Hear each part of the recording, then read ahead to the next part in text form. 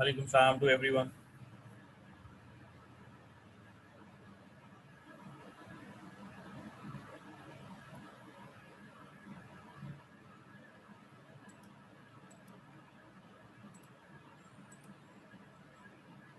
मैं बस screen share करता हूँ आप लोगों से।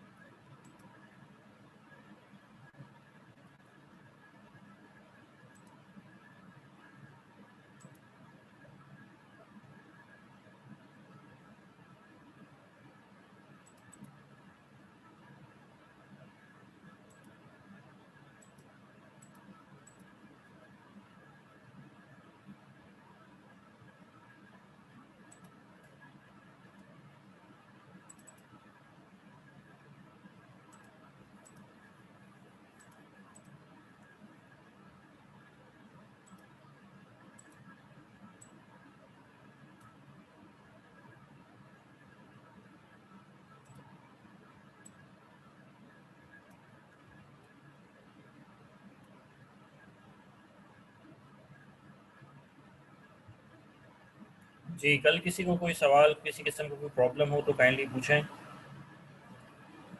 कल हम लोगों ने छोटे छोटे कॉन्सेप्ट्स कुछ डिस्कस किए थे।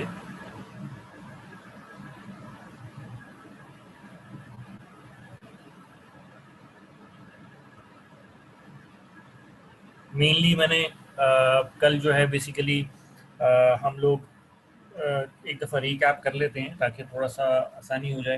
पहली बात यह है कि हम लोगों ने ये डिस्कस किया कि ई कॉमर्स के जो डिफरेंट मॉडल्स थे उनकी एग्जांपल्स को हमने डिस्कस किया, और अब हम उसकी डिटेल में दोबारा नहीं जाएंगे। फिर हमने ये डिस्कस किया कि उसमें से एग्जांपल ब्लॉग की थी। मैंने बताया कि ब्लॉग क्या होता है। ये बेसिकली एक इंफॉर्मेशनल पोर्टल होता है, ये इंफॉर्मेशनल वेबसाइट होती है, और हम इसकी मोनेटाइजेशन कर सकते हैं। मोनेटाइजेशन का मतलब ये है कि कुछ लोग तो ब्लॉग अपने शौक के लिए करते हैं, मतलब ये कि आप लोगों को कुछ टॉपिक पढ़ना अच्छा लगता है और फिर उसको लिखना अच्छा लगता है। आ, लेकिन इसका एक बहुत बड़ा बेनिफिट ये है कि आप अपने शौक के साथ साथ अपनी मॉनेटरी जो नीड्स हैं उनको भी फुलफ़िल कर सकते हैं। तो ब्लॉग्स का एक फ़ायदा ये है कि एक तो आपको अपना शौक, जिस टॉपिक्स पे आपको पढ़ने का शौक है उससे रिलेटेड आप अपने आर्टिकल्स लिख सकते हैं, पहली बात। दूसरी बात, आप अपना पॉइंट ऑफ व्यू एक मास पब्लिक को कन्वे कर सकते हैं। नंबर थर्ड ये कि आप उसके मॉनेटरी बेनिफिट्स भी हासिल कर सकते हैं। कल मैंने सवाल पूछा था कि मुझे ये चेक करके बताएं कि पाकिस्तान के जो टॉप अर्निंग ब्लॉग्स हैं या जो लोग ब्लॉग लिखते हैं उनको ब्लॉगर्स कहते हैं तो वो कौन से हैं, तो ज़रा मुझे बताएं।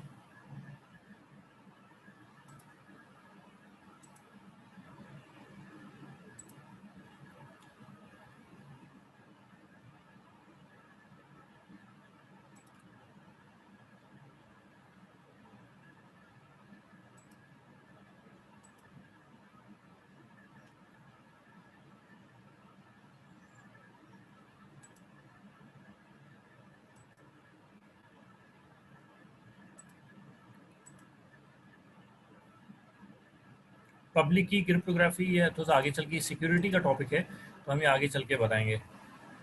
वीडियो नहीं आ रही तो वीडियो तो आएगी भी नहीं।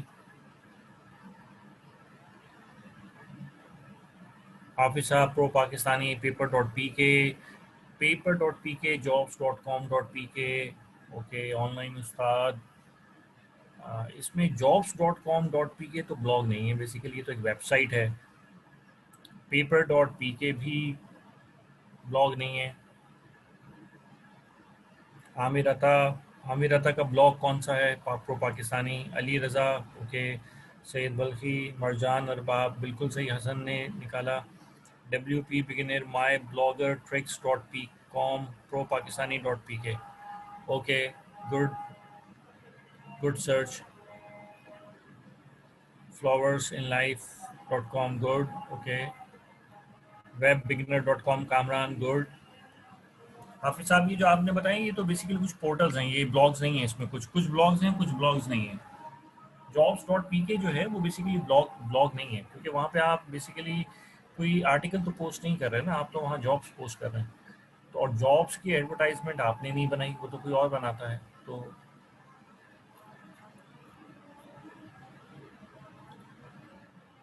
गुड।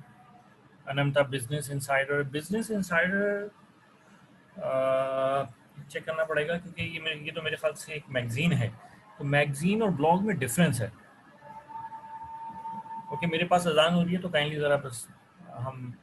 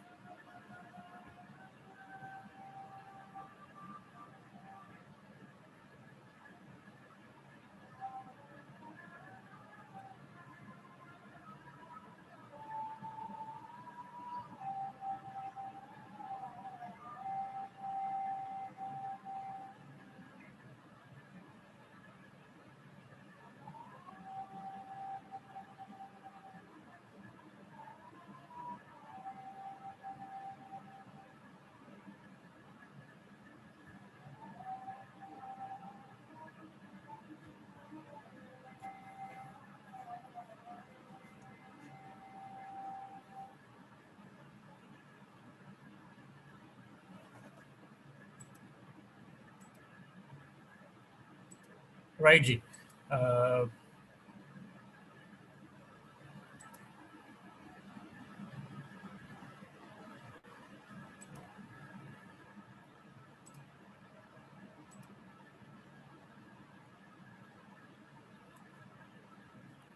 बहरहाल आप लोगों की जो रिस्पॉन्स है वो बिल्कुल करेक्ट है। ये सारे ब्लॉग्स हैं। अ,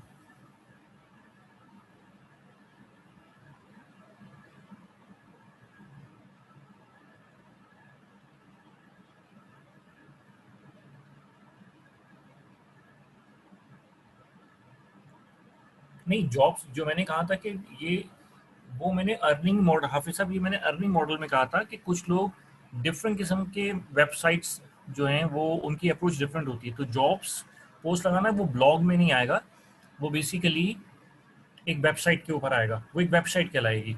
ब्लॉग्स के लिए ज़रूरी है कि आप कुछ उसके ऊपर लिखें, उसको हम पोस्ट कहते हैं, पोस्ट, POST, पोस्ट। तो जो जॉब्स की वेबसाइट्स है जहाँ पे आप मुख्तलिफ़ किस्म के एडवर्टाइजमेंट पोस्ट करते हैं, वो बेसिकली ब्लॉग में नहीं बल्कि हम उसको वेबसाइट की कैटेगरी में कंसीडर करेंगे। वो जो मैं बात कर रहा था वो मैं बात कर रहा था कि आप वेबसाइट से कैसे अर्निंग करते हैं। तो मैंने उसमें कहा था कि कुछ लोग जो हैं वो कुछ लोगों को free of cost information provide करके कुछ और लोगों से पैसा लेते हैं। तो ये उस कॉन्टेक्स्ट में मैंने कहा था, वो शायद आपको समझने में थोड़ा सा कन्फ्यूजन हो गया। तो इसलिए जो पेपर, उसमें मैंने पेपर डॉट पी की एग्जाम्पल दी थी। तो पेपर डॉट पी के जो है ये ब्लॉग नहीं है, ये बेसिकली एक वेबसाइट है। वेबसाइट क्यों है? क्योंकि मैंने बताया कि ब्लॉग के लिए ज़रूरी है कि आप एक दो तीन या चार टॉपिक से रिलेटेड आर्टिकल्स को पोस्ट करें, तो उसके लिए लिखना ज़रूरी है और लिख कर फिर शाया करना ज़रूरी है, और लिखने के लिए आपको कोई मज़मून चाहिए या कोई कैटेगरी आप डिसाइड करेंगे। जबकि उसके बरक्स जो पेपर डॉट पी के है उसमें आप कुछ लिख नहीं रहे, बल्कि आप पढ़ रहे हैं। आपने मुख्तलिफ अखबारात पढ़े, उसमें से आपने इश्तिहारात निकाले, और उन इश्तिहारात को आपने कंबाइन करके या कलेक्ट करके एक वेबसाइट पे लगा दिया। तो हम इसमें लिखने का कोई अमल नहीं है, इसलिए हम इसको ब्लॉग नहीं कहेंगे। हाँ, ये बेसिकली एक इंफॉर्मेशनल वेबसाइट ज़रूर होगी। क्यों? आप मुख्तलिफ अखबारात पढ़ के वहाँ से मालूमात को इकट्ठा करके एक वेबसाइट के ऊपर लेकर आ रहे हैं, ये बात बिल्कुल सही है। तो ये कॉन्सेप्ट है। बहरहाल, अच्छा, आप में जिन लोगों को लिखने का शौक़ है वो वो ये आप अगर, हाँ, बल्कि लिखने का शौक़ से ज़्यादा मैं ये कहूँगा कि अगर आप लोगों को में से किसी को पढ़ने का शौक़ है, तो बेहतर ये है कि आप ब्लॉगिंग की तरफ जाएं। उससे आपको एक तो मॉनेटरी बेनिफिट्स भी हासिल होंगे, और पढ़ना तो आपने है ही, तो आप उसको, आपकी जो लिखने की हैबिट्स हैं वो भी डेवलप हो जाएंगी। बहरहाल एक अलग टॉपिक है कि आपने कैसे अर्निंग, ऑनलाइन अर्निंग करनी है, उसका टॉपिक है। For creating a blogging website is essential to have a licence. नहीं, आपको लाइसेंस लेने की ज़रूरत नहीं होती। आपको सिंपली बस क्या कहना चाहिए, एक वेबसाइट रजिस्टर करानी होती है। कोई वेबसाइट जिसका यूआरएल हो वो आपको रजिस्टर करानी होती है, और उसके बाद आपको बस आप उसके ऊपर पोस्ट जो है वो अपलोड करते हैं। हाँ, अगर आप लोग, कुछ लोग जो हैं वो ब्लॉग्स के ऊपर गूगल एडसेंस लगाते हैं, तो उसके लिए फिर आपको गूगल अकाउंट और गूगल की परमिशन की ज़रूरत होती है। मेरी आवाज़ सबको क्लियर आ रही है?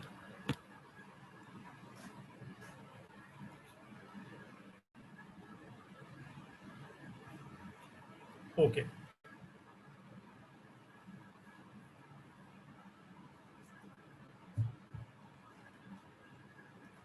अच्छा जी, उसके बाद हम लोगों ने पढ़ा कि वेबसाइट के पते को क्या कहते हैं। What is the address of website called? ज़रा क्विक आंसर दीजिएगा। हाँ जी, very good, excellent excellent, okay, बस ठीक है। अच्छा जी, इसी तरह एक मशीन के एड्रेस को क्या कहते हैं?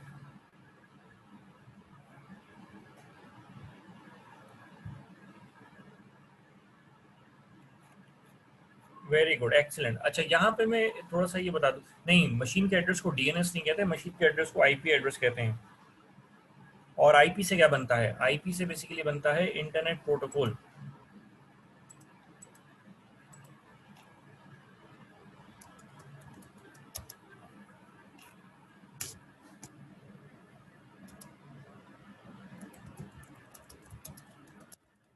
आपको वर्ड की फाइल नजर आ रही है सबको?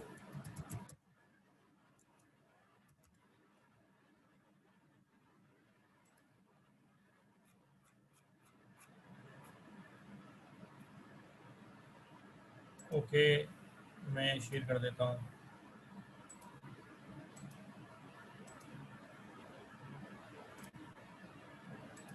हाँ जी, अब क्लियर है सबको? IP stand for internet protocol. Okay जी, गुड।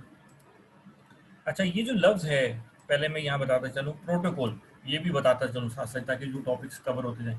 प्रोटोकॉल का मतलब होता है, जिस तरह आम ज़बान में हम प्रोटोकॉल का कहते हैं कि प्रोटोकॉल का मतलब है किसी ख़ास किस्म के आदाब का ख्याल करना, ये प्रोटोकॉल है। तो इसी तरीके से इंटरनेट के ऊपर मैं इसकी मिसाल ऐसे दूंगा कि प्रोटोकॉल कहते हैं रूल्स को, प्रोटोकॉल कहते हैं लॉज को, प्रोटोकॉल कहते हैं रेगुलेशंस को। तो इंटरनेट के ऊपर जब हम इलेक्ट्रॉनिक डाटा शेयरिंग करते हैं, तो इलेक्ट्रॉनिक डाटा शेयरिंग करने के कुछ कवानीन हैं। अ, उन रूल्स को या उन लॉज को बेसिकली हम क्या कहते हैं? हम प्रोटोकॉल्स कहते हैं। तो रूल या रूल्स एक भी हो सकता है, ज़्यादा भी हो सकते हैं। लॉज फॉर दी गवर्नेंस, बस प्रोटोकॉल को हम ये कहते हैं, राइट? हम सिर्फ यहाँ तक रहते हैं। लेकिन जब हम आईपी की बात करते हैं, आईपी, तो आईपी क्या है? IP is a set of rules for the governance of data communication over the internet पे डाटा को शेयर करने के कुछ कवानीन हैं। उन कवानीन के मजमूए को हम क्या कहते हैं? Internet protocol. ठीक है जी, ये सेट ऑफ रूल्स हैं। जिस तरह इस्लाम के मुताबिक ज़िंदगी गुजारने के कुछ असूल हैं, तो इस्लाम एक प्रोटोकॉल है। ठीक है, और वो कवानीन कहाँ लिखे हुए हैं? वो कवानीन जो हैं वो कुरान पाक में लिखे हुए हैं, और वो कवानीन हमारे पास उसकी प्रैक्टिकल जो बहुत बड़ी मिसाल सुन्नत से रसूल की ज़िंदगी से हमारे सामने है। तो ये क्या है? प्रोटोकॉल्स, कि आपने किस तरीके से ज़िंदगी गुजारनी है एक माशरे के अंदर, राइट? उसमें आपके हकूकुल इबाद हैं, हकूकुल अल्लाह हैं, तो ये दोनों चीज़ें, तो उसके अंदर ये रूल्स आ जाते हैं। बिल्कुल इसी तरीके से आप कोई गाड़ी चलाते हैं, जब आप मोटरवे पे गाड़ी चलाते हैं, तो मोटरवे पे गाड़ी चलाने के कुछ कवानीन हैं जिनको हम ट्रैफिक रूल्स कहते हैं। जब कोई पायलट जहाज़ चलाता है तो उसके कुछ एयर ट्रैफिक रूल्स होते हैं। इसी तरह जब हम इंटरनेट के ऊपर डाटा की शेयरिंग कर रहे होते हैं, तो डाटा की ट्रैफिक है ना? तो अगर मैं एक सवाल पूछूं आप लोगों से कि दुनिया में कितने किस्म की ट्रैफिक है, तो आपके जहन में एक सवाल आएगा कि ट्रैफिक कहाँ चलती है? तो ज़मीन पे चलती है। ज़मीन पे या तो ट्रेन्स की सूरत में है, या रोड्स में गाड़ी की सूरत में है। एक हवा में है, ये ट्रैफिक है, जहाज़ बहुत दुनिया से एक जगह से दूसरी जगह जहाज़ ट्रैवल कर रहे हैं। फिर समंदर के अंदर बहरी जहाज़ हैं, उनकी ट्रैफिक है। तो एक हमारी रोड ट्रैफिक है, एक हमारी रेल ट्रैफिक है, एक हमारी एयर ट्रैफिक है, एक हमारी मेरीन ट्रैफिक है, और एक और ट्रैफिक जो कि इनविजिबल है और जो कि सबसे ज़्यादा है, वो कौन सी है? Data traffic, right? तो अब जिस तरह एयर ट्रैफिक को कंट्रोल करने के लिए रूल्स हैं, सिविल एविएशन ने बनाए होते हैं हर मुल्क के, बिल्कुल इसी तरीके से डाटा कम्युनिकेशन के भी रूल्स हैं। उन रूल्स को बेसिकली हम क्या कहते हैं? IP protocol. तो आईपी प्रोटोकॉल जो है, यस, तो आईपी प्रोटोकॉल जो है वो बेसिकली रूल्स एंड रेगुलेशंस को कहते हैं। आईपी प्रोटोकॉल क्या हो गया? आईपी क्या है कोई आपसे पूछे, तो IP stand for internet protocol. तो ये क्या है? प्रोटोकॉल का मतलब क्या होता है? रूल्स। तो ये किस चीज़ के रूल्स हैं? Data communication over the internet. एक तो ये बात हो गई। अच्छा जी,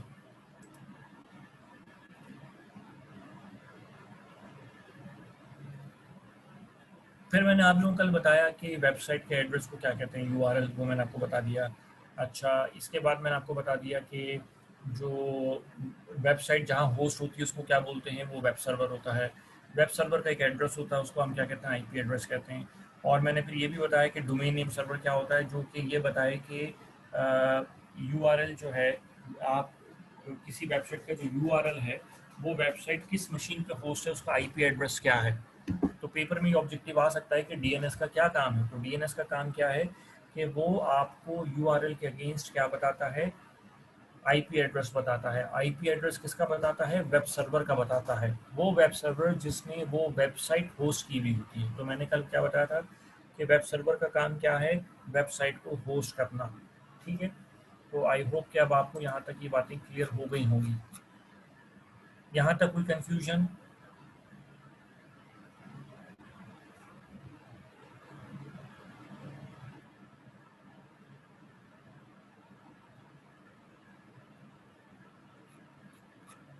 राइट जी sir, okay, thank you very much, good. जी जी, पूछें हाफिज साहब, पूछिए।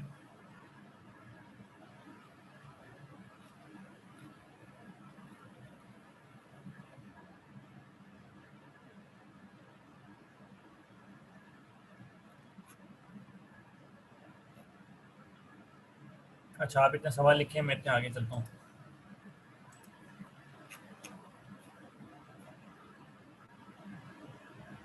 अच्छा जी, अब हम आगे चलते हैं। आप लोग बुक पढ़ रहे हैं? चैप्टर 1 पढ़ना शुरू किया है? जी बिल्कुल, अलग अलग आईपी होगा, बिल्कुल। इवन आपके घर में अगर फॉर एग्जांपल आप मोबाइल पे इंटरनेट यूज़ कर रहे हैं और मोबाइल पे भी इंटरनेट यूज़ कर रहे हैं और लैपटॉप पे भी इंटरनेट यूज़ कर रहे हैं, तो हर मशीन का आईपी एड्रेस मुख्तलिफ होगा। अगर आपके घर में 4 लैपटॉप्स हैं और 4 मोबाइल फ़ोन्स हैं, तो आपके घर में 8 आईपी एड्रेसेस मौजूद होंगे। अच्छा, एक और बात बता दूं कि ये शायद ऑब्जेक्टिव में भी आ सकता है कि हर मशीन के 2 एड्रेसेस होते हैं। Every machine has 2 addresses. एक होता है, one is called as logical. Logical से मुराद जो कि फिजिकल नहीं होता, टेंजिबल नहीं होता, और दूसरा है, उसको क्या बोलते हैं, उसको कहते हैं फिजिकल। राइट। तो लॉजिकल एड्रेस जो होता है उसको हम आईपी एड्रेस भी कहते हैं। अच्छा, इसी तरह जो फिजिकल एड्रेस होता है उसको हम मैक एड्रेस कहते हैं।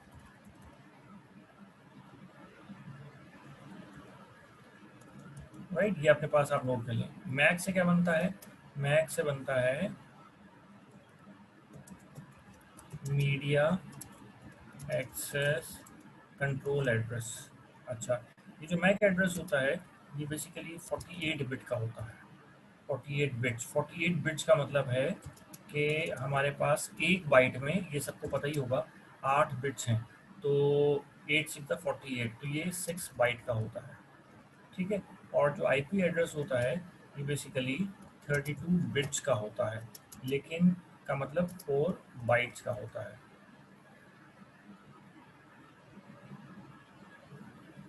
ठीक है, ये बात याद रहेगी कि हर मशीन के 2 एड्रेसेस होते हैं, एक लॉजिकल एड्रेस होता है और एक फिजिकल एड्रेस होता है। ये पेपर में आ सकता है, बल्कि आएगा। लॉजिकल एड्रेसेस को आईपी एड्रेस कहते हैं और फिजिकल एड्रेस को मैक एड्रेस कहते हैं। राइट।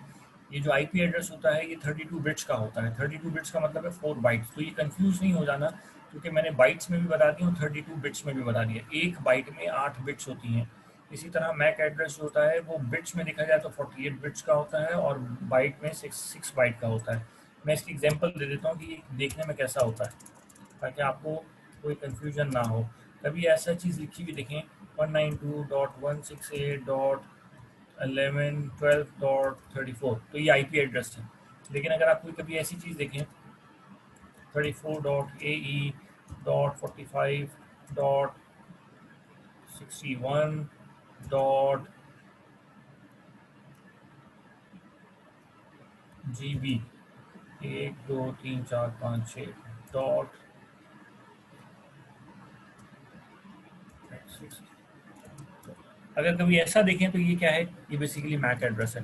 तो ये देखें, 1 2 3 4 5 और 6, तो ये बेसिकली क्या हो गई, 6 बाइट्स हो गई। राइट।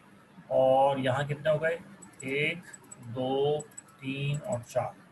तो ये आपको याद रखना है कि ये क्या होता है। ठीक है। तो एक हो गया आपका लॉजिकल एड्रेस, एक आपका हो गया फिजिकल एड्रेस। लॉजिकल एड्रेस को आईपी एड्रेस बोलते हैं, ये 32 बिट्स का होता है या 4 बाइट्स का होता है।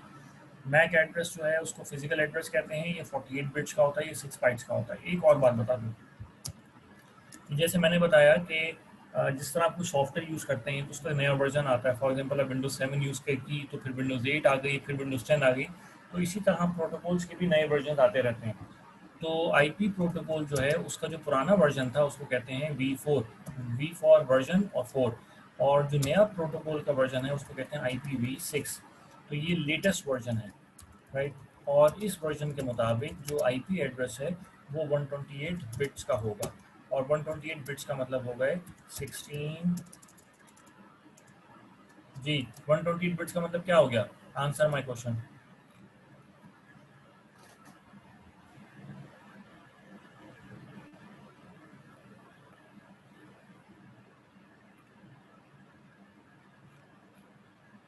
Very good.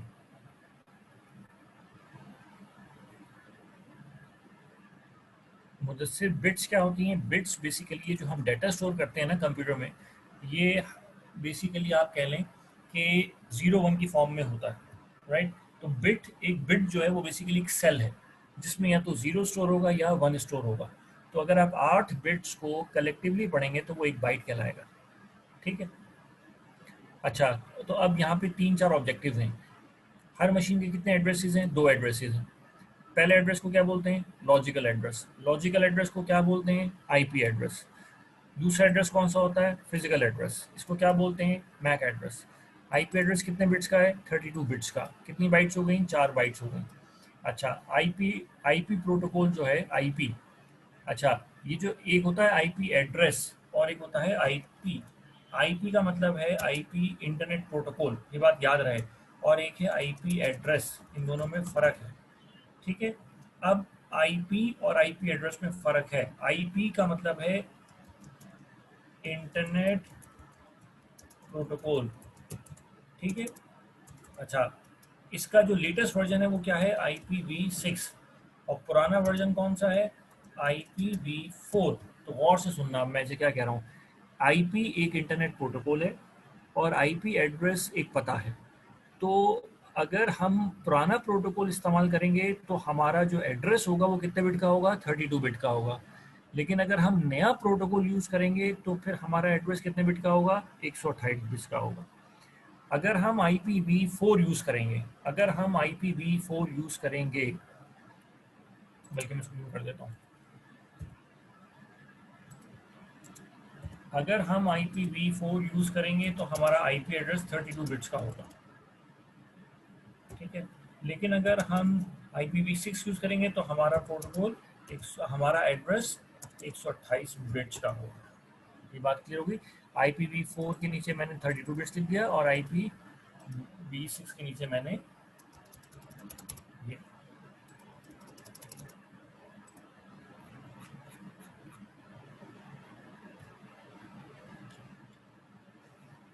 ये वी का मतलब, ये जो छोटा वी है इसका मतलब होता है वर्जन। तो V6 में कितनी बिट्स होंगी? 128, ये मैंने लिख दिया यहाँ पे। और IPv4 में कितनी बिट्स होंगी? 32। और 32 बिट्स का मतलब कितने हो गए? कितनी बाइट्स हो गई? 4। आप 8 से डिवाइड कर लें। ठीक है। और 128 बिट्स को अगर आप 8 से डिवाइड करेंगे तो क्या आएगा? 16 आएगा। ये बात याद रहेगी अब। जी, हाफिज साहब समझ आ गई? ओके, लॉजिकल और फिजिकल एड्रेस में क्या फ़र्क है? अब मैं इसका एक बनाता हूँ। देखिए, आपके मोबाइल का एक IMEI नंबर होता है। बिल्कुल होता है। ठीक है। लेकिन आपका जो मोबाइल नंबर होता है वो कहीं लिखा हुआ है मोबाइल पे? नहीं लिखा हुआ, वो सबको याद है, वो लॉजिकल है। लेकिन जो मोबाइल का IMEI नंबर है वो मोबाइल के अंदर लिखा हुआ होता है। तो जो चीज़ मोबाइल पे लिखी हुई और नज़र आ रही है वो क्या है?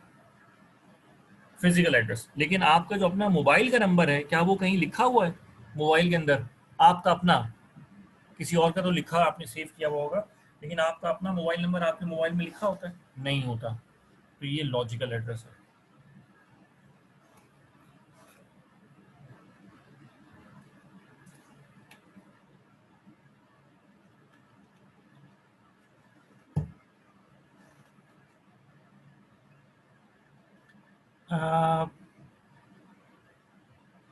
सीक्वेंस वाइज नहीं होता वो। ऑटो ऑटो जनरेट भी नहीं होता, एक स्कीम होती है। आप यानी आपका सवाल ठीक है कि आईपी एड्रेस जो होते हैं तो तरतीब में है, लेकिन असाइन तरतीब में नहीं होते। किसी को कुछ मिल जाता है, किसी को कुछ मिलता है। तो हम इस चीज़ को कहते हैं डायनेमिक एलोकेशन। राइट। कि अगर फॉर एग्जांपल मैं और आप, हो सकता है कि एक ही शहर में हो, लेकिन हमारे आईपी एड्रेसेस जो है वो बहुत मुख्तलिफ हैं। तो ये ज़रूरी नहीं हो सकता कि तो दुनिया में बहुत सारे आईपी एड्रेसेस हैं। तो जिसको जो मतलब लोग आते जाते हैं उनको आईपी एड्रेस मिलता जाता है। और जब भी आप इंटरनेट से कनेक्टेड होंगे तो आपको नया आईपी मिलेगा। अच्छा, आईपी एड्रेस, अगर आप ये चाहते हैं कि आपका आईपी एड्रेस हमेशा फिक्स हो, तो उसको हम कहते हैं स्टैटिक एड्रेस। फिलहाल अभी इसी को भूल जाएं। लॉजिकल और फिजिकल फर्क ये है कि एक चीज जो कि कहीं फिजिकली लिखी हुई हो, राइट, उसको हम कहेंगे कि वो फिजिकली हम देख सकते हैं। तो ये फिजिकल हो जाए। जिसको हम, जो कोई चीज नजर आ रही है, राइट। लेकिन जो चीज़ फिजिकली कहीं नज़र नहीं आ रही, जिसको हम नहीं देख सकते, वो बेसिकली क्या कहलाएगी? लॉजिकल। जो बस एक ख्याल में है, एक कंसेप्चुअल चीज़ है, उसको हम लॉजिकल कहेंगे।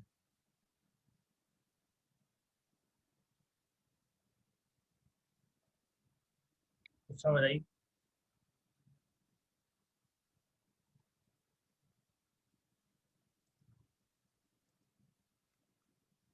ओके जी, तो अब आपको लोगों को समझ आ गई कि कितने किस्म के एड्रेसेस होते हैं मशीन के। अब आपको मैंने प्रोटोकॉल भी बता दिया, प्रोटोकॉल रूल्स एंड रेगुलेशंस को कहते हैं, और मैंने प्रोटोकॉल भी बता दिया कौन सा प्रोटोकॉल है, आईपी।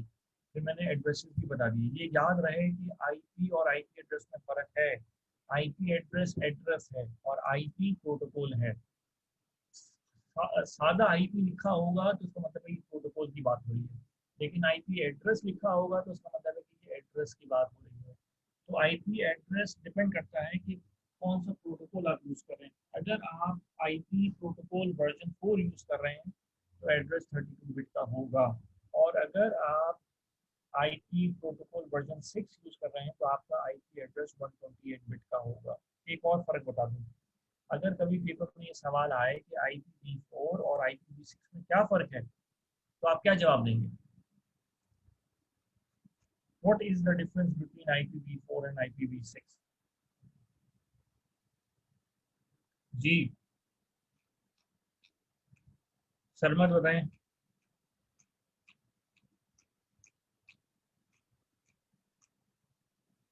अनंता आप भी बताएं।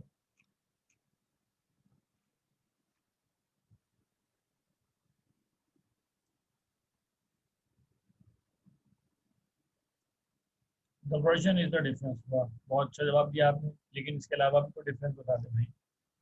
जी साथिया, आप डिफरेंस बताएं। What is the difference between IPv4 and IPv6?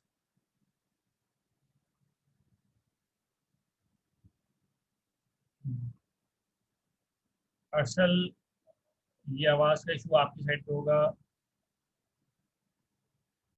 IPv4 32 bits का है। नहीं सीमा की जुमला, आपने बात तो सही बोली है, लेकिन आपने थोड़ी सी इंफॉर्मेशन कम दी है। IPv4 32 बिट्स का नहीं है। IPv4 में आईपी एड्रेस 32 बिट्स का होता है। हम ये कहेंगे, हम ये नहीं कहेंगे कि IPv4 बजाते खुद 32 बिट्स का है। नो, हम ये कहेंगे IPv4 के मुताबिक आईपी एड्रेस 32 बिट्स का होता है। ये है कंप्लीट इंफॉर्मेशन। और IPv6 जो है, अब मैं आपको डिफरेंस बताता हूँ। अगर मुझसे कोई पूछे तो मैं क्या जवाब दूंगा? मैं ये जवाब दूंगा कि IPv4 ओल्ड वर्जन है और IPv6 नया वर्जन है। पहली बात तो होगी। दूसरा डिफरेंस ये है कि IPv4 के मुताबिक आईपी एड्रेस 32 बिट का होता है, और IPv6 के मुताबिक आईपी एड्रेस 128 बिट्स का होता है। दूसरी बात। तीसरा डिफरेंस कौन बताएगा? मैंने नहीं बताया, लेकिन हम एक सब्जेक्ट पढ़ रहे हैं, उस सब्जेक्ट की कॉन्टेक्स्ट में बताएंगे क्या डिफरेंस हो सकता है। मैं देखता हूँ कि कौन मेरी बात को कैच करता है।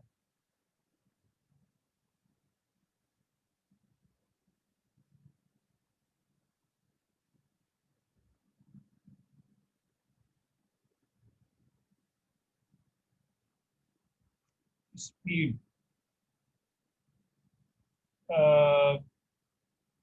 ओके, ये भी इफेक्ट है, ठीक है।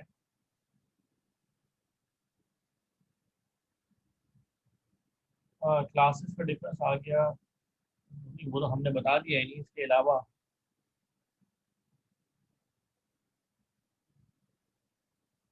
मेरी आवाज़ लाउड एंड क्लियर थी यार, मैं तो उसी तरह ही बोल रहा हूँ। नहीं, अब मैं बताता हूँ, देखें। हम पढ़ रहे हैं information system and IT audit, तो हमारा कॉन्टेक्स्ट आपने हर चीज़ को ज़रा सिक्योरिटी के हिसाब से भी देखना है। तो हम ये कहेंगे कि IPv4 जो है वो लेस सिक्योर था, और IPv6 जो है वो ज़्यादा सिक्योर है। बल्कि अब तो खैर उसका भी एक एडवांस वर्जन आ गया है। तो बहरहाल स्पीड का भी फ़र्क है, और हम ये कह सकते हैं कि सिक्योरिटी का भी डिफरेंस है। IPv6 जो है वो IPv4 के मुताबिक ज़्यादा फास्ट है, और IPv6 जो है वो ज़्यादा सिक्योर है। एक और डिफरेंस कि IPv6 की ज़रूरत क्यों पेश आई, उसकी रीज़न ये थी बुनियादी तौर पे कि हमारे दुनिया में जितनी तेज़ी से कंप्यूटर्स की तादाद बढ़ रही थी, तो हमें उतनी ही एड्रेसेस चाहिए थे। ठीक है, तो एक टाइम आया, लोगों ने सोचा, जो साइंटिस्ट थे उन्होंने सोचा कि यार एक वक्त आएगा कि हमारे पास जो एड्रेसेस हैं वो कम हो जाएंगे और हमारे पास लोग ज़्यादा हो जाएंगे। क्योंकि अब 32 बिट का अगर आईपी एड्रेस हो तो आप कितने पॉसिबल कॉम्बिनेशन बना सकते हैं। अगर आप कुछ लोगों ने स्टार्ट पढ़ी है तो 2 की पावर 32 बना सकते हैं। ये कुछ बिलियंस होते हैं। तो उन लोगों ने कहा कि भाई ये तो हर शख्स के पास अब 4 4 आई मशीन है, 4 4 आईपी एड्रेसेस है, 6 बिलियन की आबादी है। अगर उसमें से 1.5 बिलियन भी यूजर्स हो तो 1.5 बिलियन को अगर हम हर बंदा दो दो यूज करे तो ये तो कई बिलियंस बन जाएंगे। तो फिर उन्होंने कहा कि हमें अब अपने एड्रेस की जो लेंथ है उसको बढ़ाने की जरूरत है।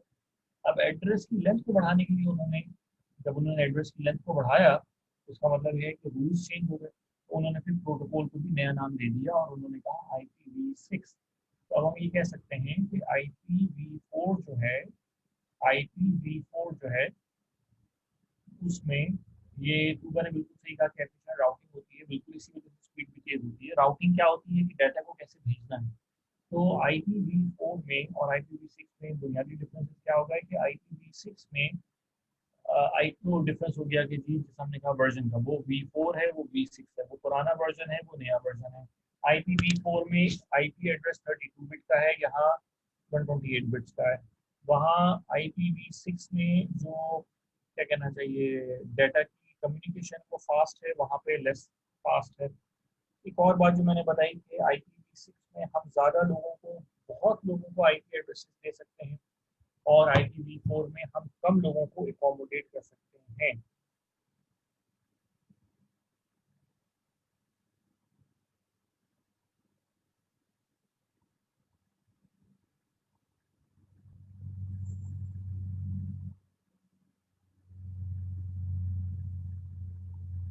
यहाँ किसी को कुछ कंफ्यूजन।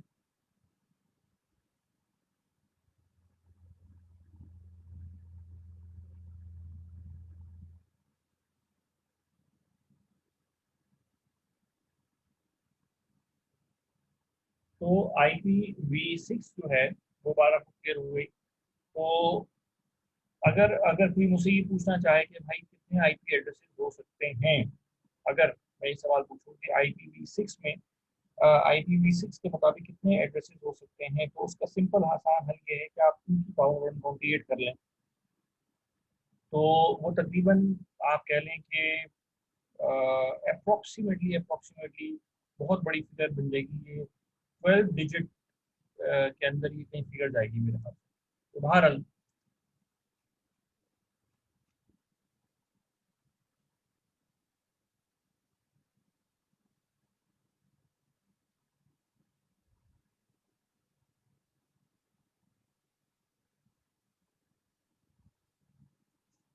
यार साउंड का मसला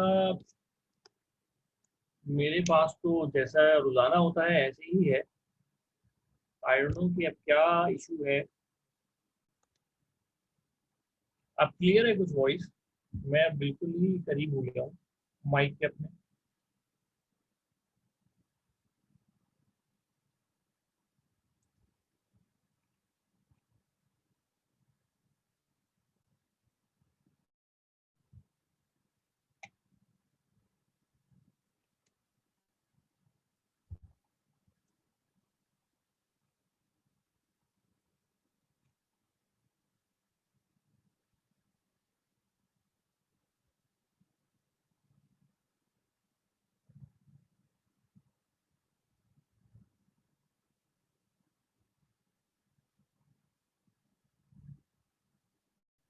देखें यहाँ एक लॉजिकल चीज है। अगर आपको रिसीव सही नहीं हो रही, फॉर एग्जाम्पल लॉजिकली स्पीकिंग, तो इसका ये मतलब नहीं कि ट्रांसमिशन ही खराब है, उसके अलावा भी कोई इश्यूज हो सकते हैं। अब कुछ बेहतर हुई है?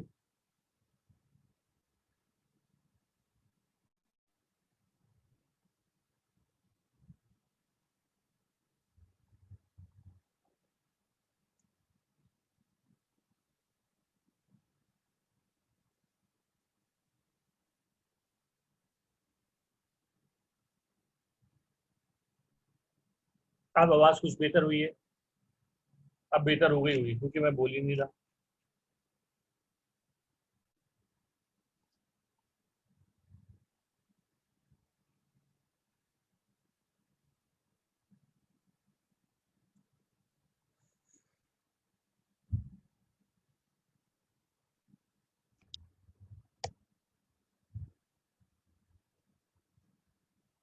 वैसे ये ऑनलाइन पढ़ाने में भी पहले मैं ये समझता था कि अगर आप क्लासरूम में पढ़ाएं तो ज़्यादा एनर्जी लगती है, क्योंकि आप खड़े होकर पढ़ा रहे हैं और आप बच्चों को भी कंट्रोल कर रहे हैं, आई मूवमेंट भी है, बॉडी लैंग्वेज भी है, अटेंटिव भी होना पड़ रहा है और वॉइस एनर्जी भी है। लेकिन अब महसूस होता है कि ऑनलाइन पढ़ाने में भी अच्छी खासी एनर्जी सर्व होती है। और सिर्फ वॉइस, ऑल दो के कोई खड़े होकर नहीं पढ़ाना पड़ रहा, लेकिन बहरहाल लेकिन इसमें मेरे ख्याल से ये एक इम्पैक्ट है कि सिर्फ बोले जा रहे हैं, आप बोले जा रहे हैं। और फिजिकल में ये होता है कि भाई आप बोल रहे हैं, बीच में कोई और बोल रहा है, भले वो सुन नहीं रहा, वैसे ही बोल रहा है शरारत में, तो फर्क पड़ जाता है।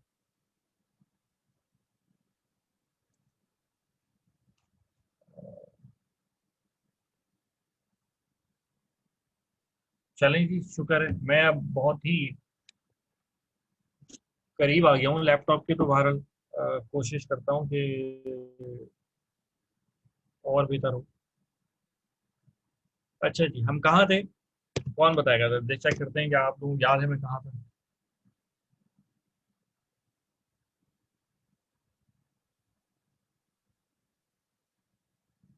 तो हम IPv4 और IPv6 में फ़र्क देख रहे थे। अच्छा जी, एक और चीज़ मैं बता दूं कि IPv6 में लोगों को कुछ मसाइल नज़र आए वक्त के साथ साथ।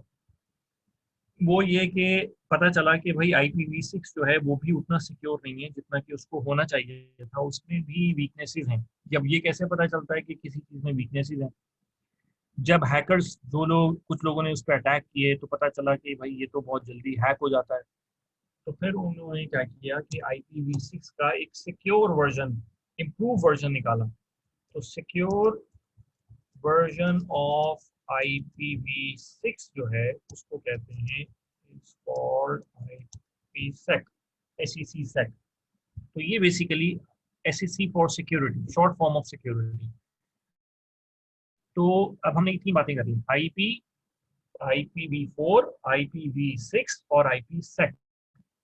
IPv4 सबसे, IPv1 V2 भी थे लेकिन वो चले नहीं, तो V4 ही चला, V5 भी इतना नहीं चला, V6 इससे ज़्यादा चला।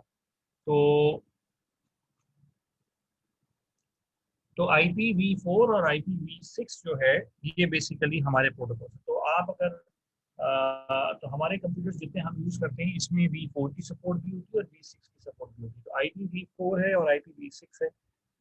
और IPv6 से ज़्यादा सिक्योर क्या वर्जन है, वो IPsec है। राइट, ये बात भी अब आपको क्लियर होनी चाहिए। अब हमने देख लिया कि जी, अब हम छोटे छोटे कॉन्सेप्ट काफ़ी करते जा रहे हैं। जो बेसिक नॉलेज अब आपको आता जा रहा है कि एक चीज़ अभी किसी ने बताई थी, शायद गालिबा नैनी ने बताई थी कि IPv6 में राउटिंग अच्छी होती है। तो मैं राउटिंग के बारे में बताता चलूँ, थोड़ा सा नॉलेज दे दूँ कि जब हम इंटरनेट पे कोई डाटा ट्रांसमिट करते हैं तो जिस तरह आप एक अपने घर से निकलते हैं, यूनिवर्सिटी जाते हैं, तो आपने देखा होगा कि अक्सर कई रास्ते होते हैं और आप डिपेंडिंग अपॉन द सिचुएशन रास्ते का इंतखाब करते हैं। सुबह के वक्त कोई रास्ता लेंगे, रात के वक्त कोई रास्ता लेंगे, पीक आवर्स हो तो कोई और रास्ता लेंगे। तो बहरहाल इसी तरह इंटरनेट के ऊपर भी जब आप सोर्स और डेस्टिनेशन के दरमियान डाटा ट्रांसमिट कर रहे होते हैं तो आपको डाटा को ट्रांसमिट करने से पहले ये डिसाइड करना होता है कि किस रास्ते पे आपने डाटा को निकालना है। तो इसका मतलब हो गया कि जो सिलेक्शन ऑफ पाथ है, अगर आपके पास मल्टीपल रूट्स हों और मल्टीपल पाथ्स के ऑप्शंस हों तो आपको फिर एक रास्ते की चॉइस लेनी पड़ेगी। तो सिलेक्शन इसके, लेकिन सिलेक्शन के लिए ज़रूरी है कि पहले आपके इल्म में ये हो कि कितने कितने रास्ते हैं। अगर आपको पता ही एक रास्ता है तो फिर तो आपके पास किसी किस्म के इंतखाब का इख्तियार नहीं है। लेकिन अगर आपको ये मालूमात है कि एक जगह से दूसरी जगह जाने के कई रास्ते हैं तो फिर आपका मतलब, इसका मतलब है कि आपके पास इस मालूमात ने ये इख्तियार दिया है कि अब आप कोई इंतखाब कर सकते हैं कि कौन सा रास्ता लिया जाए। तो ये जो, तो अब इसमें मैंने दो बातें की हैं। एक तो ये कि आपके पास मालूमात का होना of the available paths, number two selection of path, और नंबर थर्ड जब आपने रास्ता चुन लिया तो आप उस पर चल पड़ेंगे, तो ट्रांसमिशन। तो ये तीनों चीज़ें अगर हम एक लफ्ज में हम इनको कहें तो हम इस इन तीनों चीज़ों को मिला के कहें तो हम कहते हैं राउटिंग। तो राउटिंग का मतलब होता है कि आपने collecting the information about the multiple paths, number two selection of path, and number third transmission of data on the selected path. तो ये तीन बातें हो गई। लेकिन अमूमन राउटिंग को लोग सिर्फ सिलेक्शन ऑफ पाथ कहते हैं। बहरहाल मैंने तीनों चीज़ें आपको बता दी, और तो इसको राउटिंग भी कहते हैं। तो IPv6 के अंदर जो राउटिंग है वो ज़्यादा बेहतर होती है, राइट। और राउटिंग भी दो किस्म की होती है, मैं बताता चलूँ साथ साथ। या तो वो स्टैटिक होगी और डायनेमिक होगी। अब इन दोनों में क्या फ़र्क है?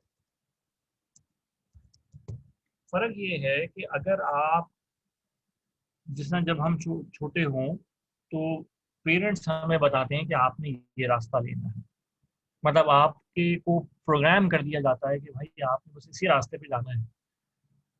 तो जब रास्ता फिक्स्ड हो तो हम कहेंगे कि क्या है, स्टैटिक पाथ।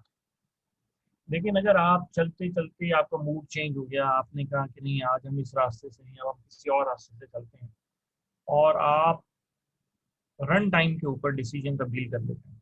आप सोच के निकले कि आप एक रास्ता लेंगे, आपने किसी ने बताया कि भाई यहाँ पे ट्रैफिक जैम है बहुत ज़्यादा, तो आपने फिर और फैसला तब्दील किया, कोई और रास्ता इख्तियार कर लिया। अब ये क्या है, डायनेमिक। लेकिन स्टैटिक क्या है कि आपको किसी ने कहा था कि भाई इसी रास्ते पे जाना, अब भले वहाँ कुछ भी है, ऐसे भी हालात हो, आप उसी पे जा रहे हैं, तो ये स्टैटिक। तो डायनेमिक का मतलब है कि आप हालात को, हालात के पेश नज़र ये फैसला करें कि कौन सा रास्ता लेना है। और स्टैटिक का मतलब ये है कि रास्ते का तयन पहले से हो चुका हो, राइट। तो दोनों दोनों में रास्ते का तयन है। एक में प्री सिलेक्शन है, मतलब आपके हाथ में सिलेक्शन नहीं, आपको बताया गया कि रास्ता, सिलेक्शन किसी और ने की, ठीक है, और आपको बता दिया कि भाई इस पे चलो। दूसरे में क्या है, आपने सिलेक्शन खुद की या उसको चेंज कर लिया, अपनी ही सिलेक्शन को भी चेंज भी कर लिया। तो स्टैटिक में चेंज नहीं आती। डायनामिक जो है, स्टैटिक रूट जो होता है वो प्री डिफाइंड रूट होता है, प्री सेलेक्टेड रूट होता है। लेकिन जो डायनेमिक रूट होता है वो रन टाइम पे डिसाइड होता है, जब आप चलना शुरू करेंगे तो आप डिसाइड करेंगे। तो डिफरेंस। स्टैटिक रूट का मतलब क्या है कि आप जब सफर शुरू नहीं कर रहे, प्लानिंग कर रहे हैं, तब आपने फैसला कर लिया कि ये रास्ता लेना और फिक्स कर दिया। डायनेमिक क्या है, आपने जब चलना शुरू किया तो आपने फैसला किया कौन सा लेना है। तो जब रास्ते छोटे हों, सॉरी रास्ते कह रहा हूँ, फासले छोटे हों, तो स्टैटिक रूट कामयाब होता है, क्योंकि ज़्यादा रद्दोबदल नहीं करनी पड़ती। अब आपने घर से मस्जिद जाना है तो आप कहेंगे एक ही रास्ता, फिक्स रास्ता होगा आपका। लेकिन आपने इस्लामाबाद से कराची जाना है, तो अब आपके हो सकता है कि आप कहेंगे यार मैं तो इस दफ़ा मोटरवे से जाऊँगा या मैं GT रोड से जाऊँगा, है ना। तो ये तो डायनेमिकनेस। तो जब फासला बड़ा हो तो राउटिंग डायनेमिक होती है, और जब फासला छोटा हो, फासला छोटा तो फासला कम हो, तो राउटिंग स्टैटिक होती है। दूसरी बात, जब आपको डायनेमिक राउटिंग जो है वो इतनी रिलायबल नहीं होती, क्योंकि उसमें आपको पता नहीं होता कि रास्ता कैसा हो। स्टैटिक राउटिंग का एक और फायदा ये होता है कि आपको पता है कि रास्ता कैसा है, तो इसका मतलब है कि स्टैटिक रूट सिक्योर होगा। तो जहाँ सिक्योरिटी रिक्वायरमेंट हो कि आपने दो लोगों के दरमियान डाटा शेयरिंग करनी है और आप चाहते हैं कि कोई मैन इन मिडल या हैकर जो है वो उस इंफॉर्मेशन को ना हैक करे, तो फिर आप अमूमन स्टैटिक रूट लेते हैं, ठीक है।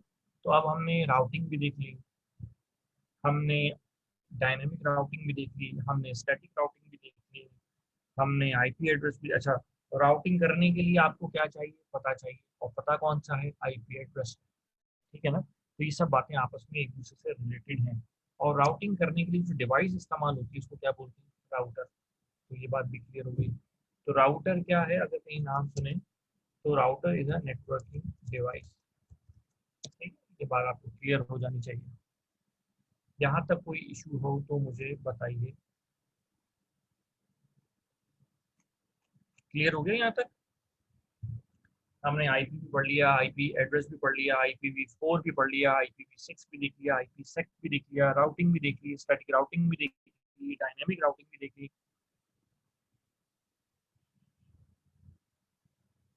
जी, इंटरनेट डिवाइस जो होती है वो बेसिकली, हर इंटरनेट डिवाइस राउटर नहीं होती, लेकिन इंटरनेट डिवाइसेस कई किस्म की हैं। मैं यहाँ बता देता हूँ। Internet devices for example, router internet device है, मॉडेम इंटरनेट डिवाइस है, स्विच इंटरनेट डिवाइस है। तो कई किस्म की इंटरनेट डिवाइसेस होती हैं। आपकी जो ये ईवो डिवाइस होती है, तो कई डिवाइसेस होती हैं, लेकिन इंटर राउटर जो है उसका काम राउटिंग है, राइट। और वो किस प्रोटोकॉल के तहत करेगा, या तो IPv4 के तहत करेगा या IPv6 के तहत करेगा। अब मैं जुमला क्लियर कर रहा हूँ कि राउटर राउटिंग करता है, और राउटिंग वो किसी प्रोटोकॉल के तहत करेगा। अब वो प्रोटोकॉल या तो IPv4 होगा या IPv6 होगा। और अगर प्रोटोकॉल IPv4 होगा तो IP एड्रेस 32 बिट होगा, और अगर राउटिंग प्रोटोकॉल IPv6 होगा तो आपका जो IP एड्रेस है वो 128 बिट्स का होगा। अगर राउटिंग प्रोटोकॉल IPv6 है तो कम्युनिकेशन ज़्यादा फास्ट होगी, राउटिंग बेहतर होगी, आईपी एड्रेस बहुत आईपी एड्रेस जो है वो कभी उनकी शॉर्टेज नहीं होगी। तो ये डिफरेंसेस समझ आ गए। और अगर आपको बहुत ज़्यादा सिक्योरिटी चाहिए तो आप IPv6 का कौन सा वर्जन यूज़ करेंगे, IPsec, सॉरी।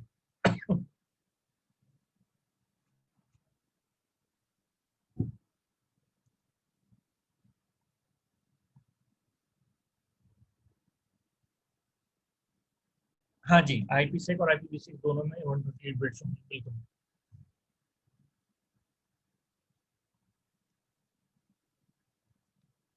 मतलब आप इसको यूँ कह रहे हैं कि अगर IPv4 का जो सिक्योर वर्जन है वो IPv4 सेक कहलाएगा, और IPv6 का जो सिक्योर वर्जन है वो IPv6 सेक कहलाएगा।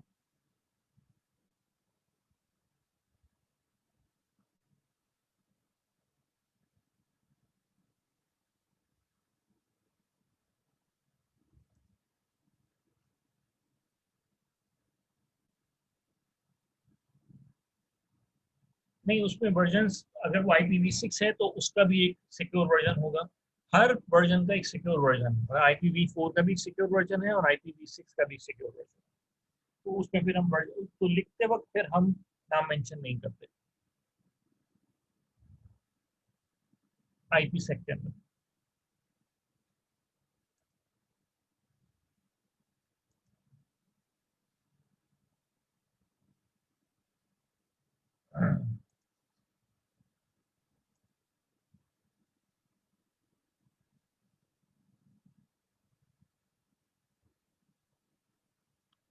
अच्छा जी।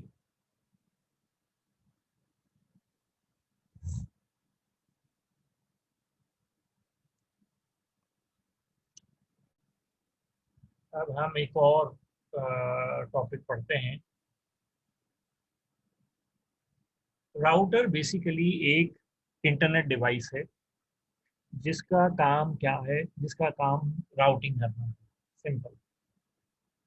राउटर एक इंटरनेट डिवाइस है जिसका काम क्या है, राउटिंग करना है। और राउटिंग का मतलब क्या है, सिलेक्शन ऑफ पाथ। तो सिलेक्शन ऑफ पाथ के लिए पहले आपको क्या करना है, आपको मालूमात इकट्ठी करनी है कि एक जगह से दूसरी जगह जाने के कौन से रास्ते हैं। और फिर आपने इस बात का भी तयन करना है कि कौन सा रास्ता बेहतर है, तो एनालिसिस भी करना है आप। पहले आप इंफॉर्मेशन कलेक्ट करते हैं, फिर आप एनालिसिस करते हैं, और फिर आप सिलेक्शन करते हैं। तो ये सारा काम कौन करता है, राउटर करता है। तो router is a intelligent internet networking device. ठीक है आप उसका,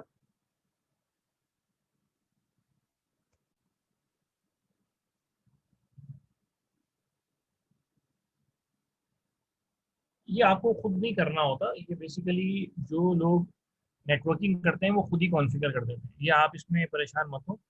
मैं सिर्फ आपको इन्फॉर्मेशन दे रहा हूँ। तो IPv4 और IPv6 जो लोग इस चीज़ की टेक्निकल सपोर्ट देते हैं वो खुद ही कॉन्फ़िगर कर देते हैं कि ये कैसा होगा, तो आपको इसमें परेशान होने की ज़रूरत नहीं है कि ये कैसे हासिल होगा। इसको हासिल नहीं किया, बस ये आप समझिए कि प्री कॉन्फ़िगर्ड होता है।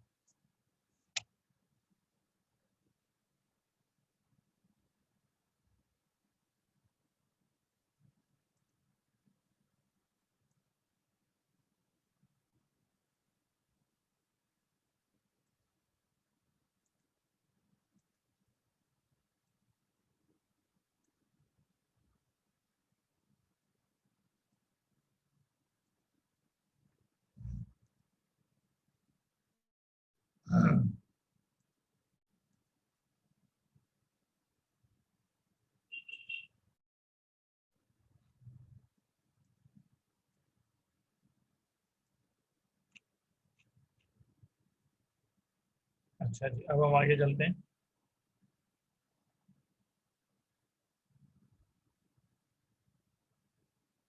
एक मिनट, मैं आप लोगों से एक स्क्रीन नहीं शेयर कर लूँगा।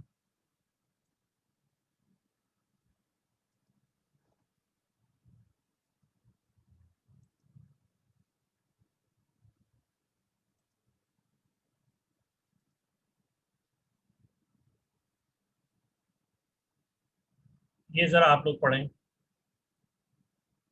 आप लोगों को स्लाइड्स नज़र आ रही है? Benefits to organisation.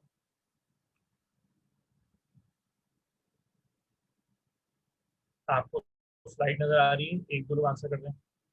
राइट, ये पढ़ें ज़रा, इसमें देखें कंफ्यूजन है आप लोगों को।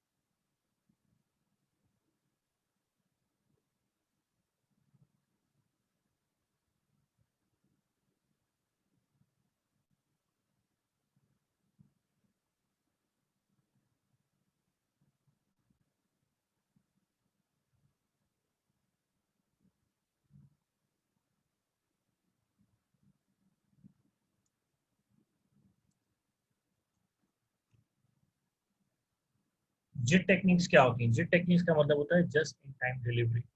इंटरनेट के ऊपर एक कॉन्सेप्ट क्या है कि आपको जैसे ही जस्ट इन टाइम का ये मतलब नहीं है कि आपने आज ऑर्डर दिया और आपको अगले लम्हे वो ऑर्डर मिल गया। जस्ट इन टाइम डिलीवरी का मतलब ये होता है कि पुराने ज़माने में जब आप कोई ऑर्डर प्लेस किया करते थे तो एक तो होता है ना कि डिलीवरी टाइम, ट्रांस उसमें अमूमन ट्रांसपोर्टेशन टाइम है। ज़रा आप गौर करें कि अगर इस डिलीवरी टाइम में मैं प्रोडक्शन टाइम भी शामिल कर दूं तो फिर आपको चीज़ कितने अरसे के बाद मिलेगी। ये ऐसे ही है जैसे आप किसी गाड़ी की बुकिंग कराने जाते हैं तो आपको 6 माह के बाद गाड़ी मिलती है, या 8 माह के बाद गाड़ी मिलती है, 4 माह के बाद। क्यों? क्योंकि जब आप ऑर्डर बुक करते हैं तब वो गाड़ी बनाते हैं। तो जिट का मतलब ये होता है कि आपको बेसिकली जो उसमें प्रोडक्शन टाइम है वो नहीं लगता, बल्कि वो आपको इमीडिएट बेसिस के ऊपर डिलीवर कर दी जाती है, लेकिन इसमें डिलीवरी टाइम शामिल नहीं होता। हाँ, जो बाकी डिलीवरी टाइम का मतलब है कि अगर आप फॉर एग्जांपल इस्लामाबाद में हैं और आप इस्लामाबाद में ऑर्डर करते हैं तो हो सकता है आपको सेम डे पे मिल जाए। लेकिन अगर कोई शख्स अफ्रीका में बैठ के और फिर इस्लामाबाद डिलीवर कराना चाहता है और फिर वो ये इसको ये समझे कि भाई स्पीड ऑफ लाइट से वो जिस ट्रैवल करके आ जाए, तो ऐसा नहीं होता। जस्ट इन टाइम डिलीवरी का मतलब ये होता है कि आप अपने पास प्रोडक्शन इस लेवल पे रखते हैं कि आप जैसे ऑर्डर मिलता है आप इमीडिएट बेसिस के ऊपर उस रिक्वेस्ट को या उस ऑर्डर को फुलफिल कर देते हैं। तो और वो मैंने आपको बताया था कि वो कैसे होता है कि ईआरपी, उसमें बेसिक चीज़ क्या है? ईआरपी। क्यों? क्योंकि ईआरपी से डिपार्टमेंट्स के दरमियान इंफॉर्मेशन की शेयरिंग हो रही है। कि जैसे मैंने यूनिलीवर की एग्जांपल दी थी कि सेल्स डिपार्टमेंट सेल्स करता है तो वो साथ साथ इन्वेंट्री डिपार्टमेंट को भी चेक करता है कि वहाँ पे स्टॉक का लेवल क्या है, और अगर स्टॉक लेवल कम हो रहा है तो स्टॉक का डिपार्टमेंट प्रोडक्शन के डिपार्टमेंट को बताएगा कि भाई आप प्रोडक्शन शुरू कर दो, और प्रोडक्शन का डिपार्टमेंट जो है वो डेफिनेटली भी प्रोक्योरमेंट के डिपार्टमेंट को बताएगा कि भाई रॉ मटेरियल ला दो। प्रोक्योरमेंट का डिपार्टमेंट फाइनेंस के डिपार्टमेंट को बताएगा कि भाई पैसा दे दो, और फाइनेंस बेचारा कहेगा कि भाई टॉप मैनेजमेंट को पैसा दे दो। राइट। तो ये है Bharat benefits of the customers. ये लिमिटेशन है, जरा ये इनको देखें।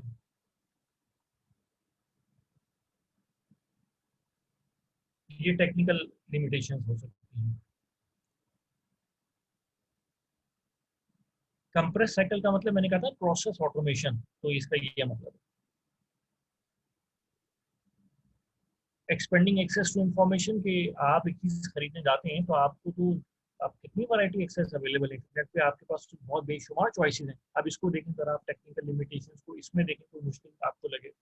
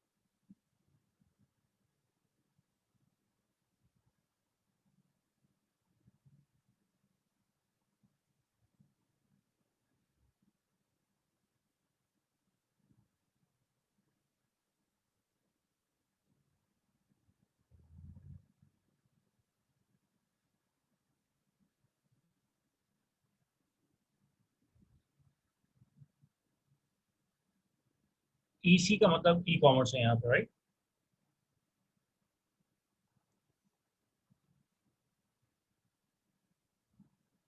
टेक्निकल लिमिटेशंस का मतलब है कि ई कॉमर्स में क्या प्रॉब्लम्स आ सकती हैं। देखें, अगर आप ई कॉमर्स सॉल्यूशंस लेकर आते हैं और वो सिक्योर नहीं है, और लोगों को ये अगर डाउट होता है कि भाई हमारे यहाँ पे तो जब हम इलेक्ट्रॉनिक पेमेंट करेंगे तो वो सिक्योर नहीं होंगे, तो क्या होगा, लोग कभी भी उस चीज़ को यूज़ नहीं करेंगे। अभी मैंने आपसे प्रोटोकॉल की बात की, अगर वो प्रोटोकॉल एफिशिएंट नहीं है, वो प्रोटोकॉल सिक्योर नहीं है, तो लोग कभी भी फिर ऑर्डर प्लेस नहीं करेंगे। जिस तरह बैंडविड्थ का कहीं मसला आ जाता है, बैंडविड्थ क्या होती है कि जो आपकी स्पीड ऑफ डाटा ट्रांसफ़र है, अगर डाटा ट्रांसफ़र स्पीड जो है वो लेस है, और आपको ऑर्डर प्लेस करने में या कम्युनिकेशन करने में, या आपको बहुत ज़्यादा डिले महसूस हो रहा है, जैसे आप एटीएम पे जाते हैं बाज़ का, तो एटीएम से जब अगर एटीएम मशीन बहुत ज़्यादा प्रोसेसिंग करे तो आपको ये डाउट होता है कि पता नहीं मेरे कहीं पैसे निकलेंगे या नहीं निकलेंगे, एटीएम कार्ड फंस जाएगा। तो बैंडविड्थ का इशू जो है, बैंडविड्थ का मतलब होता है कि आपका जो डाटा ट्रांसफर रेट है वो अगर, या इंटरनेट की स्पीड जो है अगर वो स्लो है, तो फिर आपको ई कॉमर्स करने में प्रॉब्लम होगा।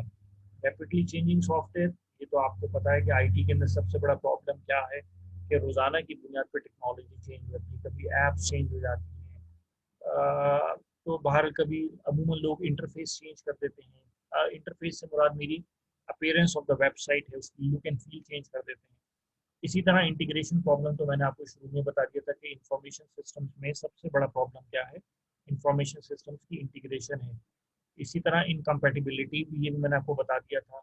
वेंडर्स में need special web servers and infrastructure, तो ये तो मैंने आपको अभी बताया, कल परसों हम वेब सर्वर्स की बात कर रहे हैं कि अगर आपके वेब सर्वर डाउन हो जाते हैं या वेब सर्वर अच्छे नहीं होते, आपकी होस्टिंग प्रॉब्लम्स होती हैं, तो क्या होगा, ई कॉमर्स नहीं चलेगा। अब मैं आपकी इसकी मिसाल देता हूँ कि आप किसी कंपनी के पास जाते हैं और आप उनसे कहते हैं कि भाई मेरी वेबसाइट को होस्ट कर लो। ठीक है, तो आपको क्या चाहिए, आपको सिर्फ एक ही चीज़ चाहिए कि मेरी वेबसाइट कभी शट डाउन ना हो। अब ज़रा मुझे बताएं कि आपकी अगर वेबसाइट ऑनलाइन हो गई, और फॉर एग्जांपल वो जो वेब होस्टिंग प्रोवाइडर है उसके यहाँ लाइट चली जाती है, और उन्होंने कोई पावर बैकअप का इंतजाम नहीं लिया हुआ, कोई यूपीएस नहीं है, कोई जनरेटर नहीं है, तो क्या होगा, लाइट जाएगी, तो आप उनका वेब सर्वर शट डाउन हो जाएगा। वेब सर्वर शट डाउन होगा तो वेबसाइट डाउन हो जाएगी। तो आपके कस्टमर्स क्या कहेंगे? वो कहेंगे यार ये तो अजीब किस्म का बिजनेसमैन है कि ये तो नॉन नॉन रिलायबल वेबसाइट की कभी डाउन होती है। तो जब आपकी वेबसाइट डाउन होती है ना, तो एक शुबा क्रिएट हो जाता है, डाउट क्रिएट हो जाता है कि पता नहीं ये लोग रिलायबल हैं, रिलायबल नहीं है। तो वेबसाइट के लिए ज़रूरी है कि वेबसाइट एक सेकंड के लिए भी साल में या थ्रू आउट इट्स लाइफ एक सेकंड के लिए भी शट डाउन ना हो। क्योंकि अगर आप सोचें कि आप एक वेबसाइट पे इलेक्ट्रॉनिक पेमेंट करते हैं और वो वेबसाइट डाउन हो जाए, तो एक लम्हे के लिए आपको लगेगा कि शायद अब ये वेबसाइट कभी दोबारा ऑनलाइन ना हो। तो ये बहुत बड़ा प्रॉब्लम है। तो जो वेबसाइट्स बहुत फ्रीक्वेंटली डाउन होती हैं, तो लोग उनके ऊपर किसी किस्म की ई कॉमर्स नहीं करते या ट्रांजेक्शन्स नहीं करते, क्योंकि उन्हें डाउट होता है कि ये तो बहुत रिलायबल ट्रांजेक्शन्स, ये रिलायबल वेबसाइट्स नहीं है। इसलिए ज़रूरी है कि वो जो आप सॉफ्टवेयर यूज़ कर रहे हैं, सॉरी, जो वेबसाइट्स आप बना रहे हैं या जिससे आप सर्विसेज ले रहे हैं, वो आपको रिलायबल सर्विसेज दें। वेंडर में, वेंडर उसको कहते हैं जो आपको सर्विसेज प्रोवाइड करता है। अगर कोई शख्स आपको, आप किसी दुकान से जाके हार्डवेयर खरीद सकते हैं तो वो वेंडर है। अच्छा, अगर आप कहीं किसी कंपनी के पास जाते हैं, उनसे कहते हैं कि मेरी वेबसाइट को होस्ट कर लो, तो वो आपका वेंडर है। वेंडर से मुराद होता है सर्विस प्रोवाइडर। अब सर्विस प्रोवाइडर किस मुख्तलिफ किस्म के होते हैं। अगर कोई शख्स आपको इंटरनेट प्रोवाइड कर रहा है तो वो वेंडर है, लेकिन हम उस वेंडर को स्पेसिफिकली क्या कहेंगे? Internet service provider. कोई शख्स आपको वेब होस्टिंग सर्विसेज दे रहा है तो हम उसको क्या कहेंगे? Web hosting provider. कोई शख्स आपको सॉफ्टवेयर बना के दे रहा है तो हम उसको क्या कहेंगे? Solution provider. कोई शख्स आपको हार्डवेयर दे रहा है तो हम उसको क्या कहेंगे? Hardware vendor. तो डिपेंड करता है। तो वेंडर का मतलब होता है जो आपको या तो technical products, technical equipment provide करे या आपको टेक्निकल सर्विसेज प्रोवाइड करे। अच्छा जी, अब हम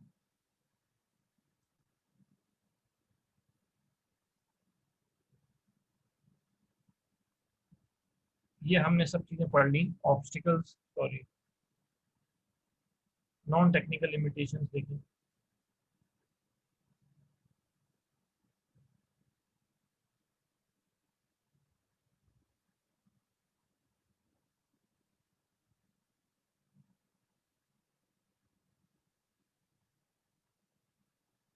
ठीक है, ये तो मैंने आपको पहले ही काफ़ी दिनों से बता रहा हूँ कि ये आपके नॉन टेक्निकल लिमिटेशन।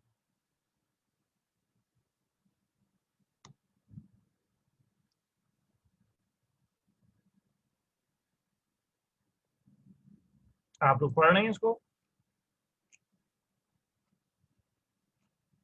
जी सादिया, समझ आ गया? उस्मान, उसामा।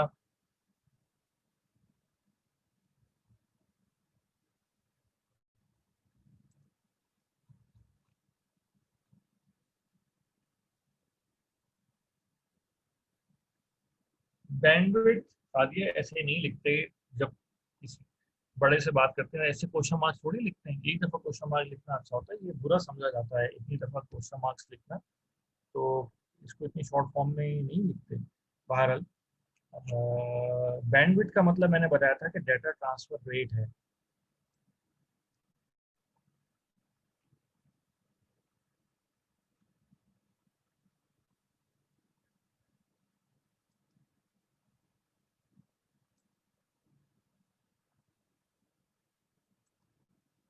जी, यहाँ पे किसी किस्म को प्रॉब्लम नॉन टेक्निकल लिमिटेशंस में। ओके जी, हम आगे चलते हैं। स्लाइड हमने आपको दे दी है मैंने ये। ऑब्स्टिकल्स मैंने अप्लाइंग इंफॉर्मेशन टेक्नोलॉजी की, जब हम रियल वर्ल्ड में इंफॉर्मेशन टेक्नोलॉजी लेकर आते थे, उसमें क्या मसाइल हैं? लोगों की अनरियलिस्टिक एक्सपेक्टेशंस होती हैं कि भाई अब सब चीज़ें ऑटोमेट हो जाएंगी। ऐसा नहीं होता। सॉफ्टवेयर कोई जिन भूत थोड़ी है। सॉफ्टवेयर बेसिकली ह्यूमंस ने ही बनाया है। तो जो हम सॉफ्टवेयर में इंस्ट्रक्शंस देंगे वो वही काम करेगा। अगर हमने इंस्ट्रक्शन गलत दिए तो वो गलत काम करेगा। तो बाज़ औक़ात जो लोग होते हैं वो सॉफ्टवेयर को समझते हैं कि ये खुद से गलती को भी खुद से ठीक कर लेगा, कि अगर किसी शख्स ने गलत इंस्ट्रक्शंस भी दिए हैं तो सॉफ्टवेयर इतना इंटेलिजेंट है कि वो गलत इंस्ट्रक्शंस को भी ठीक कर लेगा। आपने उसको गलत बात बोली, वो फिर भी सही काम करेगा। ऐसा नहीं है, उसके अंदर कोई इंटेलिजेंस नहीं है कोई। हाँ, अब कहीं जाके आर्टिफिशियल इंटेलिजेंस आ रही है, लेकिन आर्टिफिशियल इंटेलिजेंस रियल इंटेलिजेंस से ज़्यादा नहीं हो सकती। डिफिकल्ट बिल्डिंग एंड मॉडिफाई, ये तो मैंने बता दिया कि इंफॉर्मेशन सिस्टम्स को बनाना और उनको चेंज करना या अपडेट करना बहुत बड़ा मुश्किल काम होता है। इंटीग्रेशन ऑफ इंफॉर्मेशन सिस्टम, ये बहुत मुश्किल काम है। ऑर्गेनाइजेशनल इनर्शिया मैंने आपको बता दिया। रेजिस्टेंस ऑफ लोगों की तरफ से जो रेजिस्टेंस आती है। प्रॉब्लम ऑफ चेंज के जो इश्यूज होते हैं, इसकी वजह से हमें बहुत ज़्यादा प्रॉब्लम्स आती हैं। बाज़ औक़ात मैंने अक्सर ये देखा है कि सॉफ्टवेयर हमारा 100% प्रोडक्टिव है, 100% ऑपरेशनल है, लेकिन लोग उसको फेल कर देते हैं हमारे यहाँ। ऐसे माशाल्लाह जीनियस लोग हैं। ठीक है, genuine difficulty anticipating what will happen. तो बाज़ औक़ात ये होता है कि लोग प्रॉब्लम को सही समझते नहीं और गलत सॉल्यूशन प्रपोज कर देते हैं, तो ये बहुत भी बाज़ औक़ात एक और प्रॉब्लम होती है। प्लानिंग का इशू होता है, मैंने बताया मैनेजमेंट के इश्यूज होते हैं। तो बहरहाल, तो ये हमारा चैप्टर यहाँ पे खत्म, स्लाइड हमारी खत्म हो गई। और एक मिनट, आपकी स्क्रीन शेयरिंग बंद होगी दोबारा, सॉरी मैं इसको खोलता हूँ।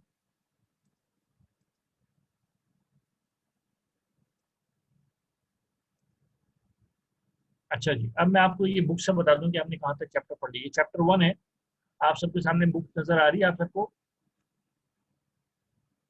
अनरियलिस्टिक एक्सपेक्टेशंस का मतलब क्या है, आप सब ये देखें कि अनरियलिस्टिक। और ये आप स्लाइड्स डाउनलोड कर लीजिएगा, वहां से पढ़ लीजिएगा। कोई प्रॉब्लम हो तो नेक्स्ट लेक्चर में मुझसे पूछ लेना उसामा, सॉरी हाफिज साहब। अनरियलिस्टिक एक्सपेक्टेशंस का मतलब है कि आप अगर किसी से कोई बहुत हाई, बहुत ज़्यादा, बहुत बड़ी बड़ी उम्मीदें लगा लेंगे और फिर वो उम्मीद पूरी ना हो तो गलत होता है। तो इसलिए बाज़ बार लोग सॉफ्टवेयर से भी बहुत बड़ी बड़ी उम्मीदें जो कि हकीकत से बहुत दूर होती हैं वो कर लेते हैं कि भाई सॉफ्टवेयर आएगा तो हमारा बिजनेस जो है। अब अगर कोई शख्स ये समझे कि एक बिजनेस है वो लॉस में जा रहा है और मैं अगर उसमें इंफॉर्मेशन सिस्टम ले आऊँ तो सॉफ्टवेयर तो बिजनेस प्रॉफिटेबल हो जाएगा, ये तो नहीं हो सकता ना।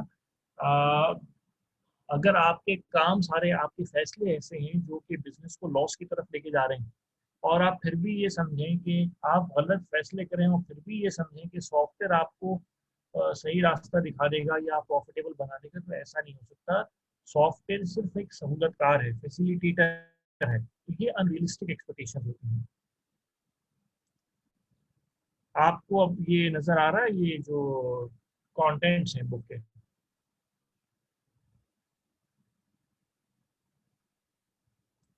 राइट, अब उसमें इंट्रोडक्शन हो गया, topic e commerce, E business, what is e commerce. Topic 4 electronic data interchange, ये हमने नहीं किया, ये आपने पढ़ना है, ये मैं बताऊंगा नेक्स्ट लेक्चर में। 5 कर लिया, 6 कर लिया, 7 कर लिया, 8 हमें करना है, 9 हमें करना है, 10 हमने कर लिया। अब 11 से आगे हमें शुरू करना है। यहाँ पे मैं एक चीज़ बताता चलूँ कि जब आपने सारा ये पढ़ लेने हैं फर्स्ट 10 टॉपिक्स तक, बल्कि आपने ये 11, 12, 13, 14, 15 भी हमने कर लिया है। तो ये आपने पढ़ना है।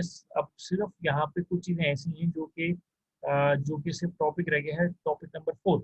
बाकी सारे टॉपिक्स आप लोगों को मैंने 17 तक, 16 तक मैंने करा दी है, ये आपने पढ़ने 16 तक, एक्सेप्ट टॉपिक नंबर 4 ये मैंने करा दी है, आपने करना है। सप्लाई चेन मैनेजमेंट, प्रोक्योरमेंट और ट्रांसपोर्टेशन से रिलेटेड था, तो ये आप लोगों ने पढ़ना है। कोई मुश्किल होगी तो आप मुझसे पूछेंगे बहरहाल। तो अब मैं एक्सपेक्ट करूंगा कि नेक्स्ट लेक्चर के अंदर आपने ये टॉपिक नंबर 16 पेज नंबर 54 तक ये चैप्टर पढ़ा हुआ हो। ठीक है, तो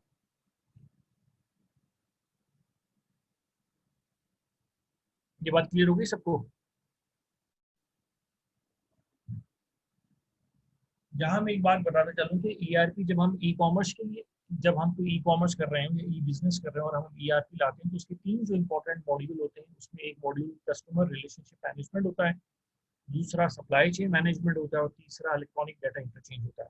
बाकियों के अलावा जो हमने पढ़े हैं, जिसमें मैंने आपको बताया था एमआरपी है, अकाउंट्स है, फाइनेंस है, प्रोक्योर प्रोडक्शन है, उसके अलावा जो 3 अहम है, वो 3 बहुत अहम ई कॉमर्स के लिए कौन से हैं? सप्लाई चेन मैनेजमेंट, जिसको हम एससीएम कहते हैं, सीआरएम कस्टमर रिलेशनशिप मैनेजमेंट, और तीसरा इलेक्ट्रॉनिक डाटा इंटरचेंज। तो अब आपने ये पढ़ना है 16 टॉपिक तक, चैप्टर 1 के चैप्टर 16 तक पढ़ना है।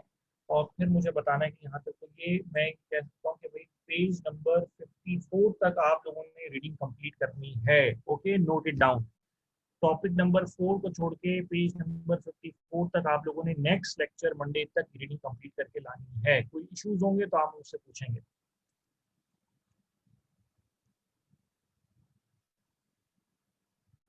टेक्स्ट पीडीएफ,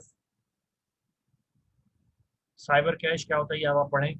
साइबर कैश का मतलब इलेक्ट्रॉनिक इलेक्ट्रॉनिक कैश मतलब आपने जैसे बिटकॉइन है नाम सुना होगा किसी ने, सीमा, तो ये बेसिकली इसको कहते हैं साइबर कैश के। आपके पैसे जो हैं वो बेसिकली कोड्स की शक्ल में हो, money in terms of codes, right. तो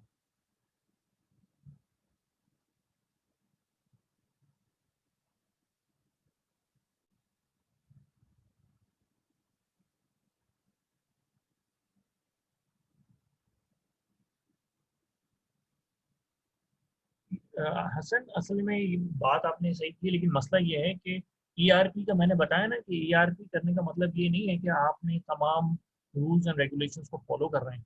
अब आपके बिजनेस ऑडिट होता है हमेशा किसी रूल्स के अगेंस्ट ना, अगर आपको थोड़ा सा ऑडिट का कॉन्सेप्ट है तो ईआरपी में रूल्स तो आपने अप्लाई करने हैं। अब आपने रूल सही अप्लाई किए हैं या नहीं किए, और अगर अप्लाई किए हैं तो आप उनकी कंप्लाइंस कर रहे हैं या नहीं कर रहे, तो ये बात देखने वाली होगी। ईआरपी सिर्फ ले आना इस बात की जमानत नहीं है कि आप तमाम रूल्स एंड रेगुलेशंस को कंप्लाइंस कर रहे हैं, इसलिए हम ऑडिट करते हैं।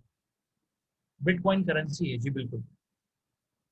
ये up stream and down stream बहुत आसान चीज़ है। अप स्ट्रीम और डाउन स्ट्रीम मैं आसान बता देता हूँ, आपने खुद पढ़ना। अप स्ट्रीम का मतलब है टूवर्ड्स सप्लायर, और डाउन स्ट्रीम का मतलब है टूवर्ड्स कस्टमर। ये आप पढ़िएगा। आज टेस्ट नहीं हुआ, पढ़ेंगे तो टेस्ट होगा ना आपके साथ। Download to study text PDF, आप डाउनलोड कर लें। मैंने ईमेल अकाउंट में ईमेल अकाउंट आपको सबको बता दिया, उसका कोड भी शेयर कर दिया है, गूगल क्लासरूम। तो गूगल क्लासरूम पे जाएं, ये कोड शेयर कर दें फारूक वेल्ची को, फारूक के पास शायद नहीं है। गूगल क्लासरूम पे जाएं और वहाँ कोड लिखें और वहाँ से आप अपना स्टडी टेक्स्ट डाउनलोड कर लें।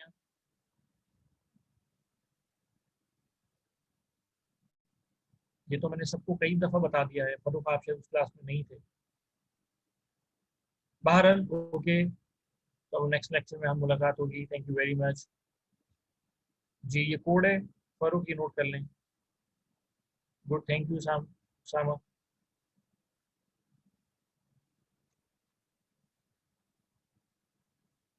गूगल क्लासरूम का क्या बता दें अरसल, मैंने क्लासरूम बनानी थोड़ी है भाई।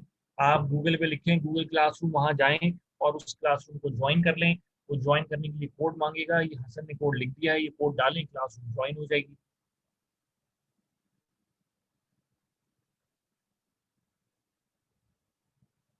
अरसल समझ आई बात?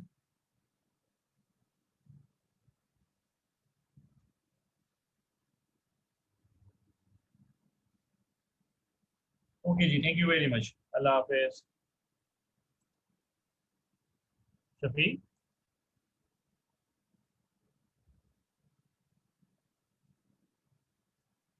ओके, अल्लाह हाफिज।